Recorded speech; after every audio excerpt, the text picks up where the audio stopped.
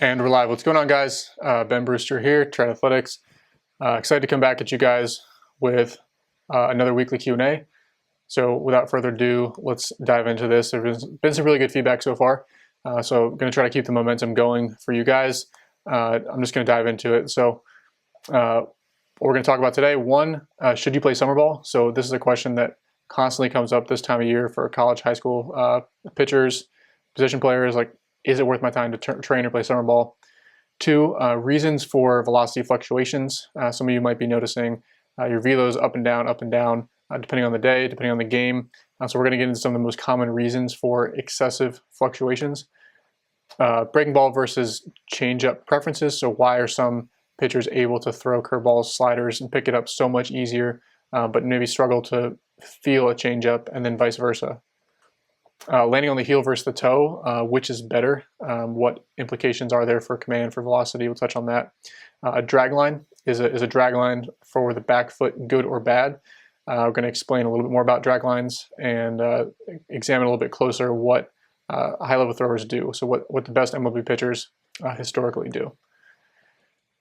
So first question here is, should college pitchers play summer ball or focus on training over the summer? Now, this is a little bit of a loaded question. It's one that we've addressed in the past, but if you haven't seen videos, articles, tweets that I put out about this, I'm just going to go ahead and give you guys the rundown. So, multifactorial question, of course. One of the first things we ask our guys when they have this question for us is, well, first off, what kind of playing time did you get this spring, or are you getting this spring?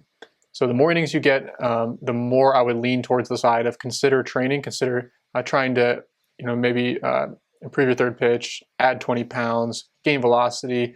The more you've thrown that year, the more I push guys towards that end of the spectrum. The less you throw in the spring. So if maybe you only get 10, 15 innings, maybe you didn't play at all, maybe you redshirted, you're probably going to be more likely on the side where you should consider playing summer ball. Not always, but those are kind of how that factor plays into the equation. Is if you didn't get a ton of innings, pretty obvious, you probably need some innings this year in a live scenario. So let's look to get those in summer ball if you didn't get them in the spring. Number two is, what is the particular individual's actual limiting factor? So limiting factors, variables that are improved through competition.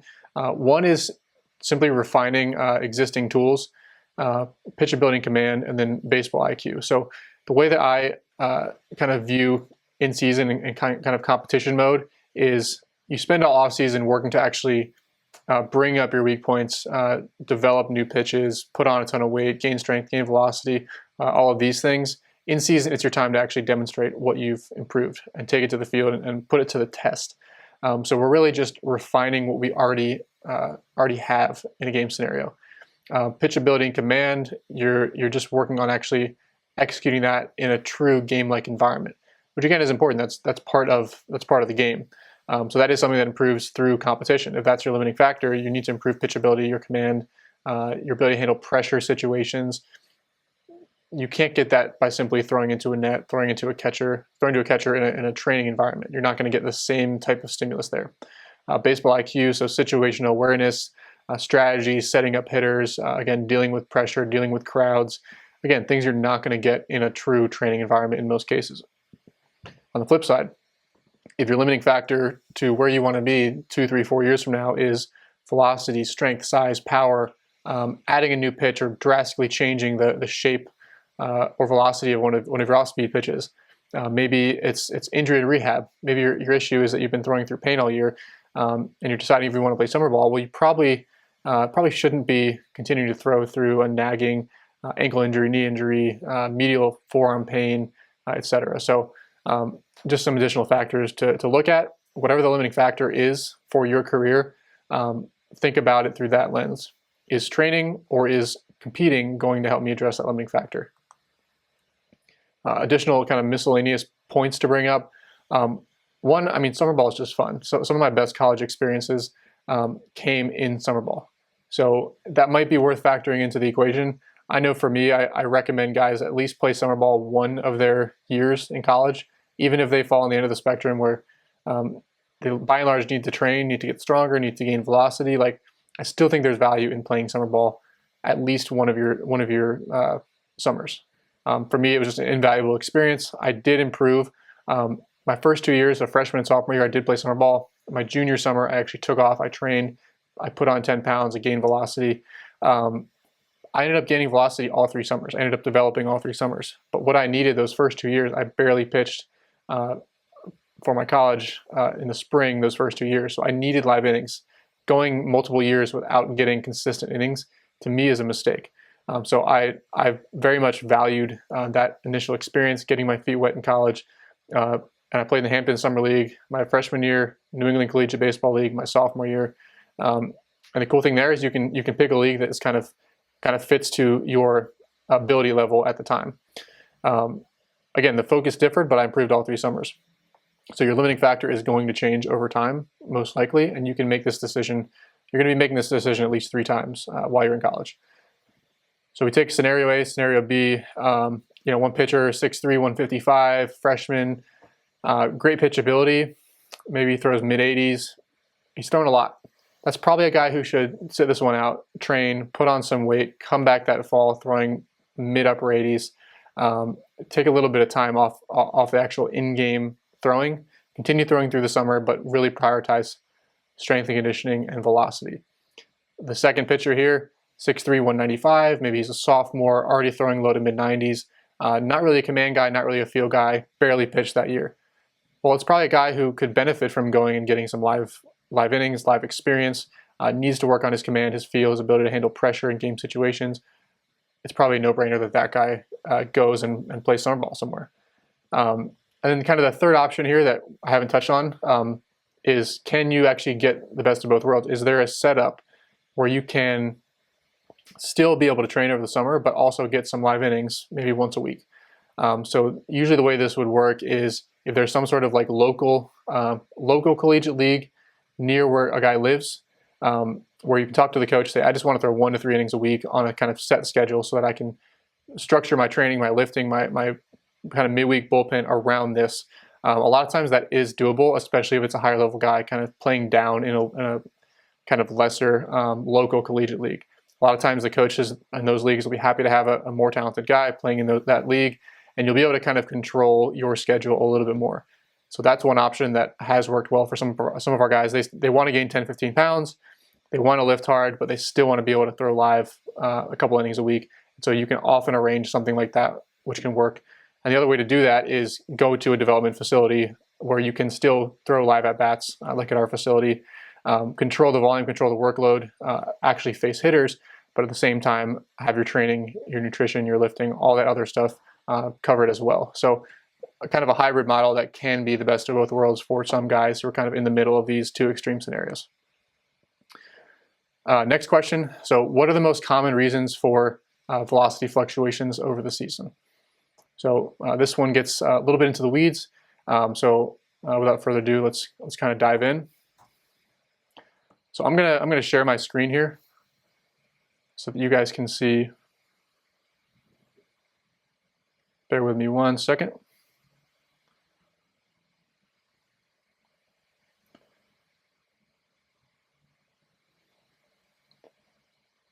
Okay, so this is a thread that I put on Twitter where I discussed top reasons that your velocity might be fluctuating.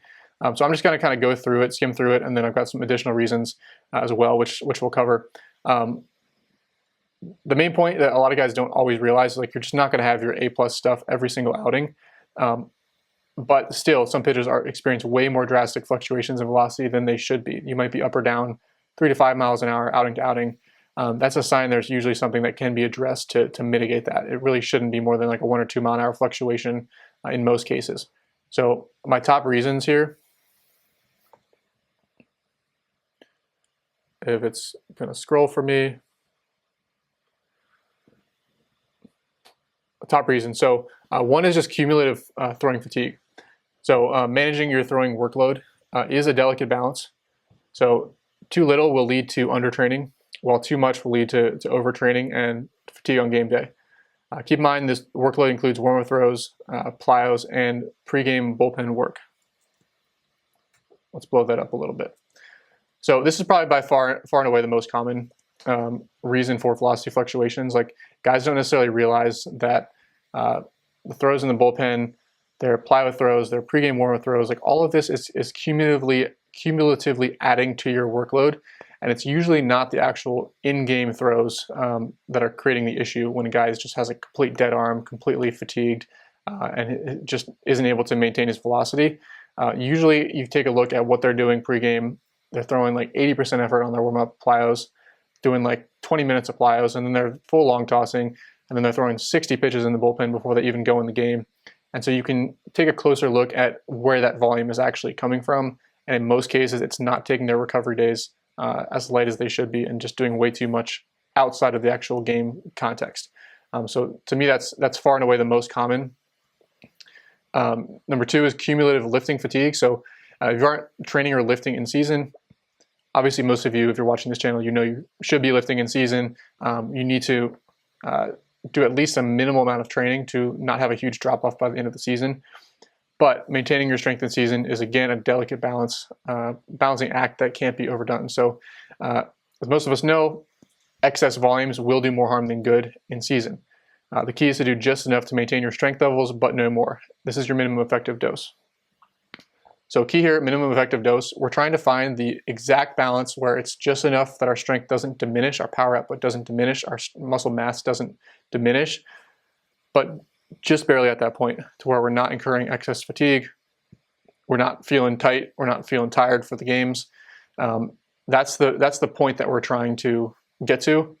It's usually the kind of weight room fiends, the overzealous pitchers who have seen results from strength training in the offseason, and they think that they're going to shrivel up, and just start dumping body weight, dumping muscle mass if they don't lift as aggressively in season.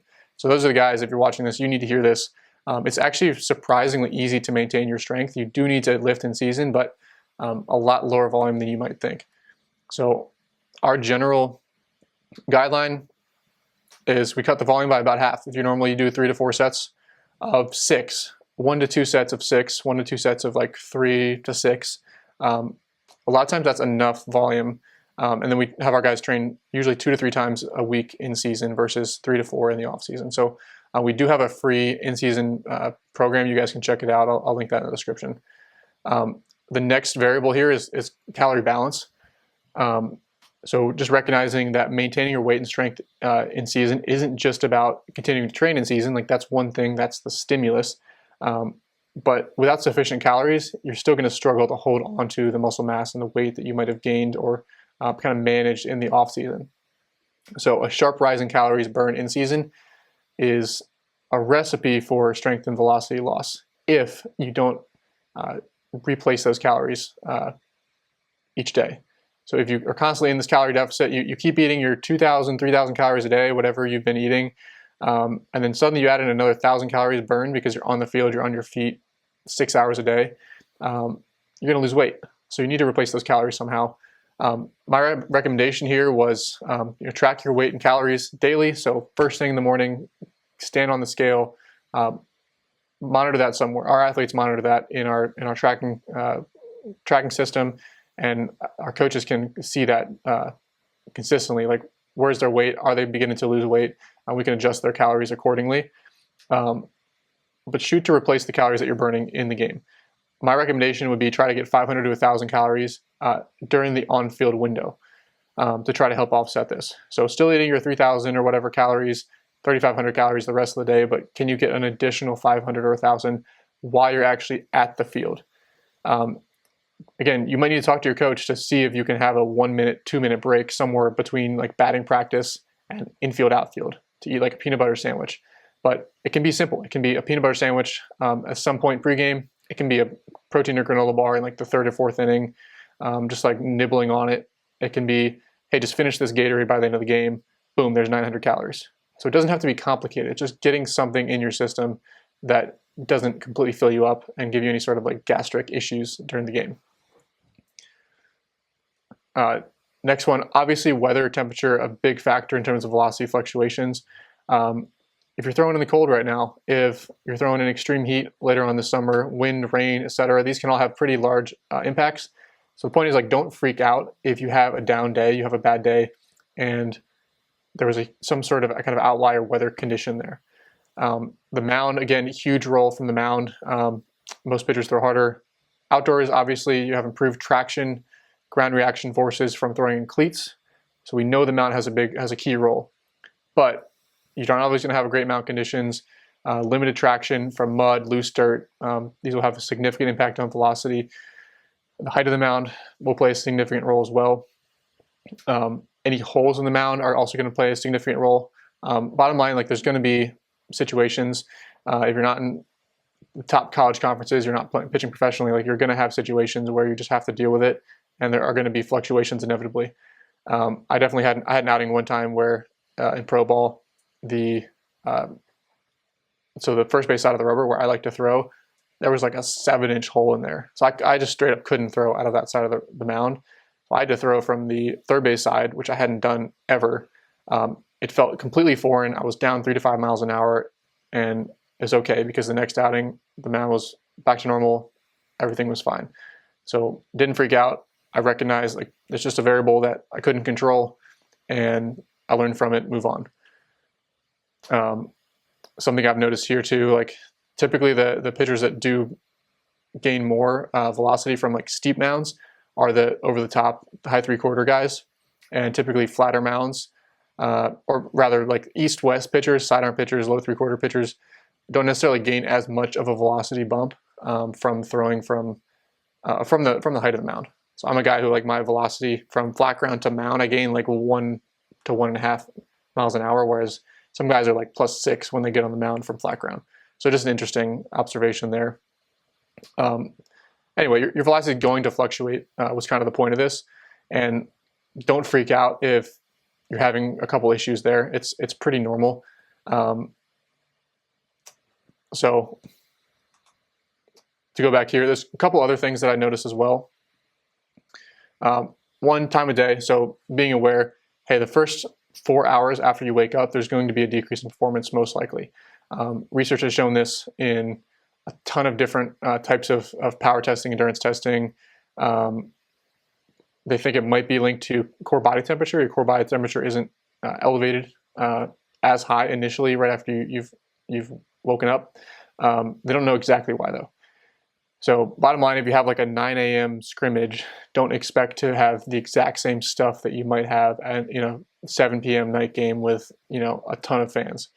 Kind of piggyback off that, the stimulants or your overall physiological arousal has a big impact as well. So how amped up are you, or are you basically falling asleep on the mound? Right, so things like the crowd, anything in the environment that would contribute to that. The crowd, if you have scouts there, it's a big scout day. To kind of stimulants. So did you have a bunch of caffeine, or did you just quit caffeine a day ago after drinking 2 energy drinks a day for the last 3 years? These are all variables that are going to influence your arousal level and what's called your sympathetic nervous system. So you have your fight or flight mode and your rest and digest mode.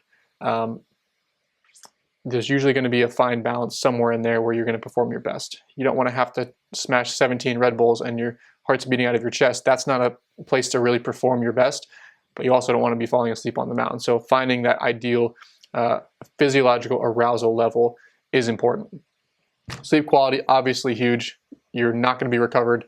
Your power output is going to be lower if you haven't been getting consistent good quality sleep. This is a huge problem in the professional level. Less so in the college level without such crazy travel schedules, but it's still something to keep an eye on. Mobility fluctuations. So this goes hand in hand with if you're doing excess throwing volume or excess lifting volume, you might notice that there's some kind of mobility related issues that creep in season. So the key concept here is just don't do too much and monitor some of these kind of key areas in your arm, in your shoulder, to make sure you're not losing mobility kind of in the short term. So when you have super high like throwing stress, you get sore, your tissues, your muscle fibers heal in like a slightly shortened state. So you go and you throw 115 pitches, which hopefully you're not in a start. But you go and do that, back of your shoulder is sore. You're going to limit yourself in internal rotation temporarily as those muscles, as your posterior cuff heals. your lat's going to be a little bit shortened. You're going to have lost a little bit of shoulder flexion for those next couple days until it recovers. If you go and do 4 sets of 10 bench press right before a start, day before a start, the next day you're going to notice you can't get your arm as easily up and back when you throw, because those pec fibers, they're healing in a slightly shortened state. They're not giving you that range. You've just added a little bit of muscle tone to them. So just realizing that mobility does fluctuate over the course of the season. Pitchers lose internal rotation. They lose shoulder flexion by the end of the season from where they start. So being able to stay on top of some of those key areas, tissue quality in the back of the shoulder, lat length, pec length, and then again, not throwing too high of volume work at some of those tissues in the weight room in season is, again, extremely important. A couple more things, because again, I'm throwing a lot at you, but it just goes to show how much goes into maintaining consistent velocity. Like you see Craig Kimbrell go, and every single pitch of his career, like just about, it seems like, is 97, and you don't necessarily appreciate like how much goes into him staying so consistent. There's all these variables. So another one I want to touch on is inconsistent throwing focus. So if one outing you're focusing on throwing as hard as you can, and the next outing you're focusing on just perfectly placing your pitches, and the next outing you're focusing on, dropping your curveball in for a strike, if your focus is always changing, that's going to likely show up as some inconsistencies in velocity as well. So I can remember like my first outing in pro ball after getting drafted. I was 93, 94. A week before my last outing in college, I get to pro ball. My first outing, I'm 88, 91. I'm like, what's going on? What the hell? And I realized after that outing, I was like, I just went out there and I was kind of just cruising. I had gone from this totally aggressive mindset the week before to I was like, I've made it, like I'm just cruising. And I'd lost that focus on just blowing up the catcher. The next outing made the adjustment, velocity was right back. So just like making sure my focus was in that consistent, at that consistent level, where I didn't lose the aggression. It doesn't mean you're just trying to throw as hard as you can like into the backstop. It just means not losing the aggression can lead to a more consistent outcome there. Mechanical inconsistency, this ties in very, very nicely, but don't be the guy who's constantly changing your mechanics in season. If every single day, every single week, you're playing with some different leg lift, you're playing with some different arm action, your velocity is going to be fluctuating a ton as a result. So there's a time and a place for mechanical adjustments. It's usually not in season. Sometimes it can be warranted to make very slight tweaks in season, but the large projects, the overhauls, anything like that, save that for the off season, have a great reason for doing so, and try to make sure that you are doing so in conjunction with a coach who can kind of understand and monitor what you're doing as well. Overall conclusion here, I know is a long-winded answer, is don't freak out if you're having any sort of velocity fluctuations. Some fluctuations normal. Try to check as many of these boxes that I've given you as possible to maximize the chances that you have your A stuff on any given day. You're sleeping well, you're recovering well, you're in a good lifting routine, you're monitoring your mobility, you're monitoring the level of stimulation and stimulants you're taking in. You can control a decent number of these things. You're going to maximize the chance that you're fresh on game day and you maintain that velocity and avoid excessive fluctuations. All right, we got a couple more questions. Next one is, I noticed that some guys pick up curveball sliders easily, but can't throw a good changeup, and vice versa. Any thoughts on why this might be? So yeah, I've definitely noticed the same thing just throughout my career. Some guys have no problem with pronation related pitches. They can always throw in a good changeup, and then some guys have no problem with getting a ball to move glove side. They're just supination kings. They can cut the ball. They can sweep the ball. They can throw nasty curveballs, and they're really good in supination. So they're really good here versus in pronation. Okay, so obviously part of this is just feel and preference. Some guys just naturally pick up one better than the other, and they just naturally prefer pronation or supination at bar release. But I think, I'm not going to get too long-winded with this one, but I think that some anatomical differences and some mobility-related differences could certainly be part of the explanation for why this is. This is a pitcher right here who I worked with several years ago. This was a college pitcher at the time, and this is just one of the tests that we do to assess supination in this case, and then we'll have them turn their palm down to assess pronation. So he actually had a major imbalance. He was a lefty, and he had lost a lot of supination. But this is an example of like what extremely good supination would look like and what kind of average supination would look like. And he kind of happens to be able to illustrate both in his one assessment because he had such a kind of major imbalance. What I've noticed, and we'll kind of move on, the pitchers with excellent supination tend to have an easier time with throwing breaking stuff. A lot of times they'll naturally be a little bit more supinated at ball release, so a little more supinated.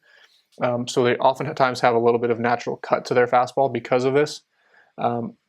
But because of that, they have no problem creating a ton of sweep on sliders or creating a ton of break on a curveball. They have no problem getting to that position of supination at ball release. This is a MLB guy we work with, kind of showing pretty standard supination. This is pretty common. What you'll see, this is fairly average, and then pretty standard pronation. On the flip side, this is Devin Williams' changeup right here. I mean, that's probably one of the best changeups I've ever in the history of baseball, to be honest. Guys with excellent pronation might find it easier to actually get to that position at ball release when it comes to something like a changeup where you're actively pronating and getting over top and around the pitch. Devin Williams has said publicly that he's tried to teach a lot of his teammates, a lot of people, the changeup, and most of them just can't get it. So I'd be really curious to assess him and see like how good is his pronation. Does he just have an incredible amount of range there? I know Pedro Martinez had probably the second best changeup I can think of compared to Devin Williams, and he had almost like hypermobile fingers that bent backwards, so he was able to stay on the pitch a lot longer. I would just be curious that if the link goes in the opposite direction in his case, where he has really, really good pronation. For me, for example, if I try to really pronate a changeup, I can't really get quite to that position, and I'll just kind of get like wrist stress and almost like radial nerve tension if I try to force myself into that overly pronated position. Like I just can't get there. But for guys who don't pronate super well, oftentimes I'll do better when it comes to changeups with a split change, where you're killing that vertical break from the split and from just slightly getting over the top of that pitch, or with the Vulcan change as well. So you can still kill vertical break and create that velocity differential and vertical break, that drop, that sink, in a different way. But obviously some guys just have it when it comes to creating that ridiculous pronation and side spin. So just thought I'd share that tidbit. Next question, Dean Goldman asked this from last week's video. He said, what puts the body in a better position, heel or toe landing? So I thought this was an interesting one to answer. First thing is just discussing like what is the general role of the lead leg block and of the lead leg when it comes to landing. To me, it's one, creating a stable interface with the ground, so sticking the landing. You want to stick the landing. You don't want to be wobbling through, having that foot bouncing back and forth, rolling out. You want to stick the landing and create a stable point. Just like in the linear move of the throw, you want a fixed, stable point from the back foot into the ground to move forward against and produce ground reaction force against. When you stick the landing, you want a stable point that can help transfer that energy through the lead leg into the pelvis and actually create rotational energy transfer. So that's the first thing, stick the landing. Next is allow for smooth, efficient transfer of rotation up the chain. So this would be being as smooth as possible with how that landing actually seamlessly transfers into the rest of the throw. So just crashing down into landing and having a ton of moving parts, or the head moving all over the place because you're just have a jarring landing on your heel, probably not ideal. So we want it to be smooth and efficient.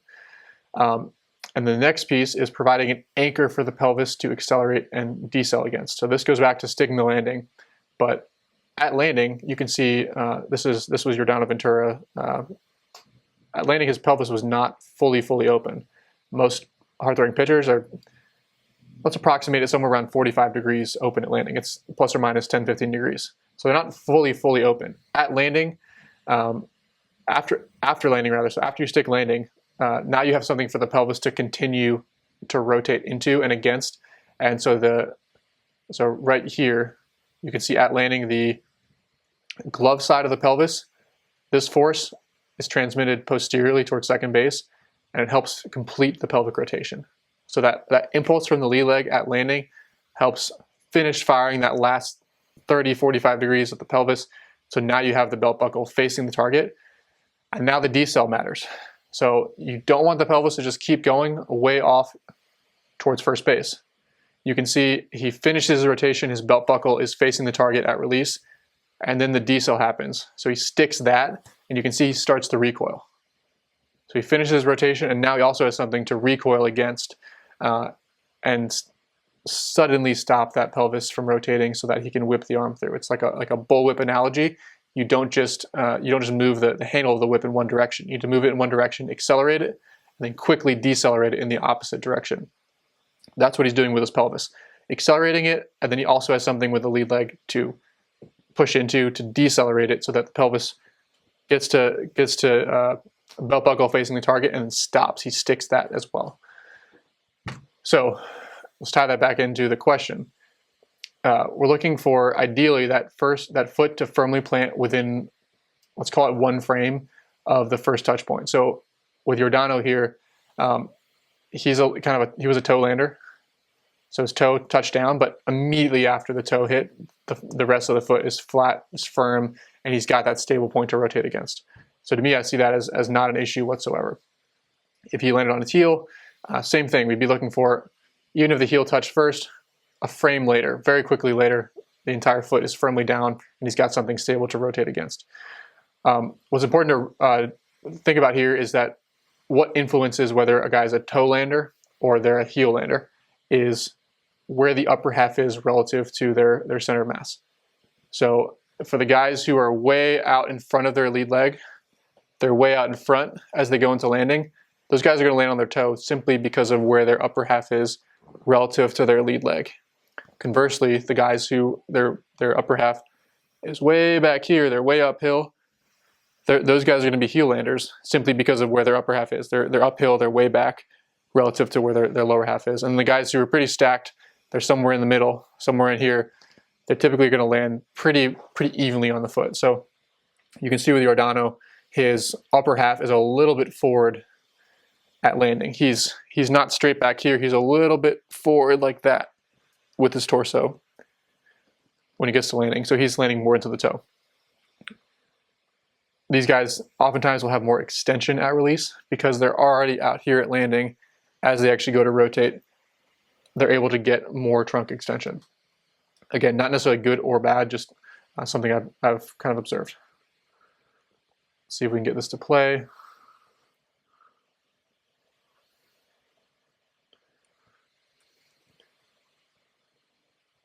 So Justin Verlander here, obviously this is more of a kind of heel dominant landing. Let's see if I can slow this down. So you'll notice a couple of things I was saying. One is you can see his upper half stays further back. So he comes down into landing right there. So heel touches, look where his upper half is. He's still uphill. His shoulders are still significantly uphill compared to where Giordano was. Heel hits first. A frame later, he's fully planted. I have no problem with that. His shoulders are still closed. Creates a firm plant. He sticks the landing. At ball release, not as much extension because he was behind the lead leg. He was still uphill landing, and so he's releasing in a slightly more upright position. Again, both ways can work. Heel landing evenly on the foot, and landing on the toe. I wouldn't say one is necessarily better than the other. It's just going to be different depending on the guy. Here's an example of an even landing. This is Joe Kelly, obviously. You can see it's more of a kind of stacked position of the torso over the pelvis. If he was further back with his upper half, he'd be a heel lander. If he was further forward with his upper half, he'd be a toe lander. Okay, so all three can work, and it depends just where your trunk best transmits that rotational energy up the chain. In general, we look for guys to stay stacked. That's what we teach. Stay stacked with the trunk. Keep the torso on top of the pelvis. If you were going to throw a punch, you wouldn't throw a punch with your upper half way out here. You also wouldn't try to throw a punch with your upper half way back here. You'd be stacked over top of your pelvis. And so then as your pelvis rotates into landing, your upper half's in a position for your spine to actually transmit that energy in the same plane, if that makes sense. So if someone's excessively backward tilted and in the heel, or excessively forward tilted and they're just landing way in the toe, both of those would be issues. We want to be relatively stacked. There's some wiggle room between that kind of ideal range. I think we have, this might be the last question, 1 or 2 more questions. What effect does the back foot dragging on the ground until bar release have on velocity? So back foot drag. What about an ability to locate? It's something I've always done, but I've seen a lot of kids lately who would have no dragline at all. Just wondering how big of an issue that is. Nice question, Jared. Thanks for asking that last week. I'm going to use the same clips for Joe Kelly here. So what factors influence the dragline?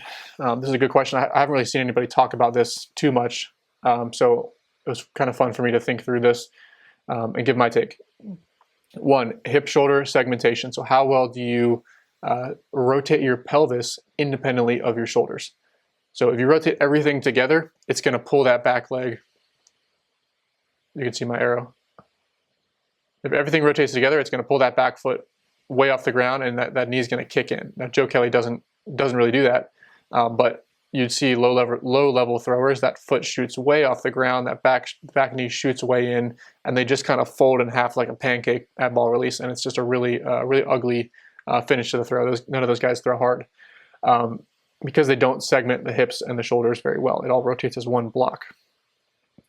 2, degree of pelvic rotation at landing.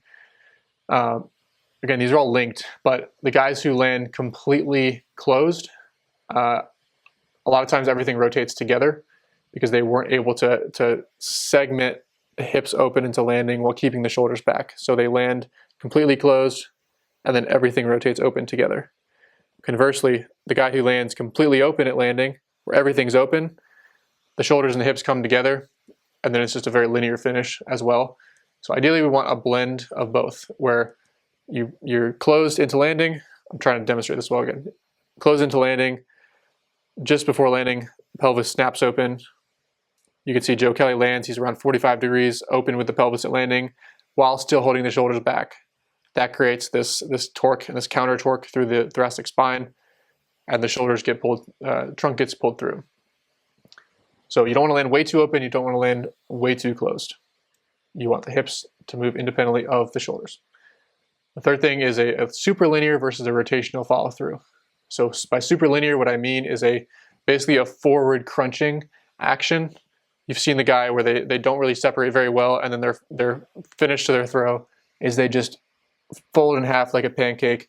And so the back leg, it's an equal and opposite reaction to that. They fold forward with their rectus abdominis, their six-pack muscle, as opposed to rotating around their spine into landing, like Joe Kelly does.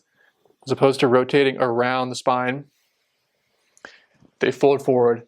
The equal and opposite reaction to that is the back hip flexor mirrors that. And it's like this forward folding action, back knee shoots forward, pulls the foot way off the ground. There's no drag line at all. And again, they just collapse like a pancake. So we want hip shoulder separation. We want the pelvis to have begun rotating into landing.